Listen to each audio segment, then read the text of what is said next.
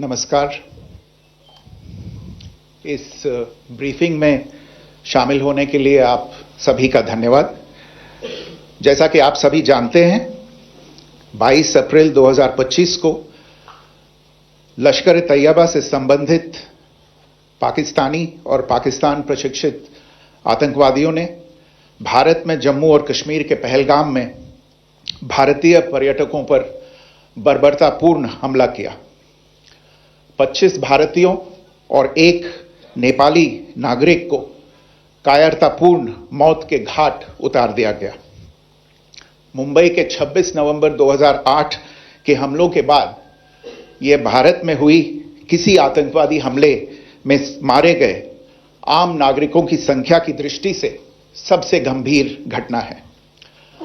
पहलगाम का हमला अत्यधिक बर्बरतापूर्ण था, जिसमें वहां मौजूद लोगों को करीब से और उनके परिवारों के सामने सिर पर गोली मारी गई।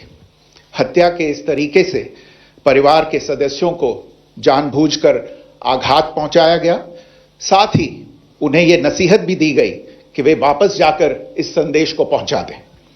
यह हमला स्पष्ट रूप से जम्मू और कश्मीर में बहाल हो रही सामान्य स्थिति को बाधित करने के उद्देश्य से किया गया था। चूंकि पर्यटन फिर से अर्थव्यवस्था का मुख्य आधार बन रहा था, इस हमले का मुख्य उद्देश्य इसे प्रतिकूल रूप से प्रभावित करना था। पिछले वर्ष आप सभी जानते हैं, 2.25 करोड़ से अधिक पर्यटक कश्मीर आए थे।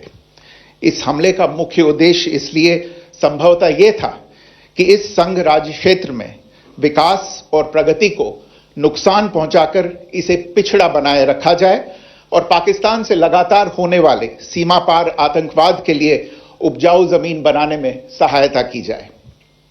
हमले का यह तरीका जम्मू और कश्मीर और शेष राष्ट्र दोनों में सांप्रदायिक दंगे भड़काने के उद्देश्य से भी प्रेरित था। इसका श्रेय सरकार और भारत के सभी नागरिकों को दिया जाना चाहिए कि इन प्रयासों को विफल कर दिया गया। एक समूह ने खुद को रेजिस्टेंस फ्रंट टीआरएफ कहते हुए इस हमले की जिम्मेदारी ली है। यह समूह संयुक्त राष्ट्र द्वारा प्रतिबंधित पाकिस्तानी आतंकवादी समूह लश्कर-ए-तैयबा से जुड़ा हुआ है। यह उल्लेखनीय है कि भारत ने मई और नवंबर 2024 में संयुक्त राष्ट्र की 1267 कमेटी की सैंक्शंस मॉनिटरिंग टीम को अर्धवार्षिक रिपोर्ट प्रस्तुत की थी, जिसमें टीआरएफ के बारे में साफ इनपुट दिए गए थे।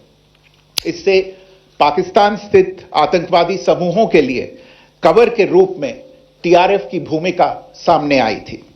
इससे पहले भी दिसंबर 2023 में भारत ने इस टीम को लश्कर-ए-तैयबा और जैश-ए-मोहम्मद के बारे में सूचित किया था, जो टीआरएफ जैसे छोटे आतंकवादी समूहों के माध्यम से अपनी गतिविधियों को संचालित कर रहे हैं। इस संबंध में 25 अप्रैल को यूएन सिक्योरिटी काउंसिल प्रेस वक्तव्य में टीआरएफ के संदर्भ को हटाने के लिए पाकिस्तान के दबाव पर भी ध्यान दिया जाना चाहिए। पहलगाम आतंकवादी हमले की जांच से पाकिस्तान के साथ आतंकवादियों के संपर्क उजागर हुए हैं। रेजिस्टेंस फ्रंट द्वारा किए गए दावे और लश्कर-ए-तैयबा से ज्ञात सोशल मीडिया हैंडल द्वारा इसको रीपोस्ट किया जाना इसकी पुष्टि करता है। चश्मदीद गवाहों और विभिन्न जांच एजेंसियों को उपलब्ध अन्य सूचनाओं के आधार पर हमलावरों की पहचान भी हुई है। हमारी इंटेलिजेंस ने इस टीम के योजनाकारों और उनके समर्थकों की जानकारी जुटाई है।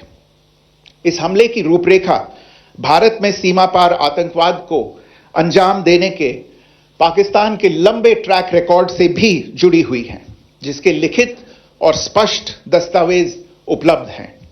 पाकिस्तान दुनिया भर में आतंकवादियों के लिए एक शरण स्थल के रूप में पहचान बना चुका है।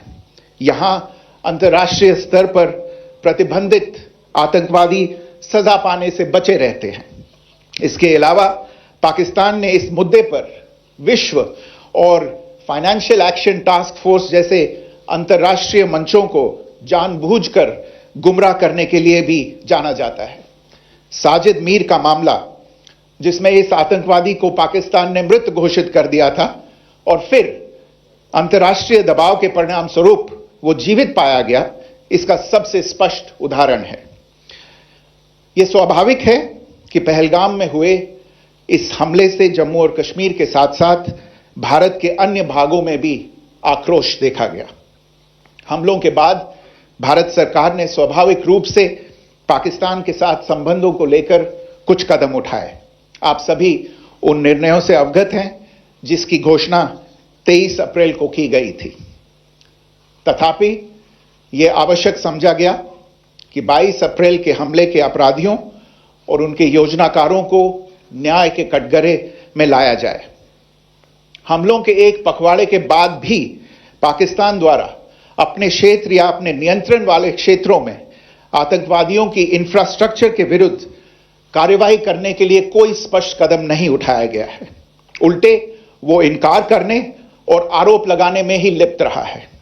पाकिस्तान आधारित आतंकवादी मॉड्यूल्स पर हमारी खुफिया निगरानी ने संकेत दिया है कि भारत के विरुद्ध आगे भी हमले हो सकते हैं। अतः इनको रोकना और इनसे निपटना दोनों को बेहद आवश्यक समझा गया।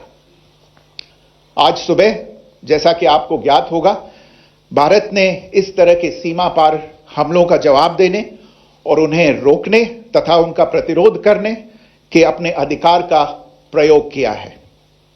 यह कार्यवाही नपीतुली, नॉन एस्केलेटरी, आनुपातिक और जिम्मेदारीपूर्ण है। यह आतंकवाद की इंफ्रास्ट्रक्चर को समाप्त करने और भारत में भेजे जाने वाले संभावित आतंकवादियों को अक्षम बनाने पर केंद्रित है। आपको यह भी स्मरण होगा कि 25 अप्रैल 2025 को संयुक्त राष्ट्र सुरक्षा परिषद ने पहलगाम आतंकवादी हमले पर एक प्रेस वक्तव्य जारी किया था, जिसमें आतंकवाद के इस निंदनीय कार्य के अपराधियों, आयोजकों, फाइनेंसरों और प्रायोजकों को जवाबदेह ठहराने और उन्हें न्याय के दायरे में लाने की आवश्यकता पर जोर दिया गया था। भारत की आज की इस कार्रवाई को इसी संदर्भ में देखा जाना चाहिए।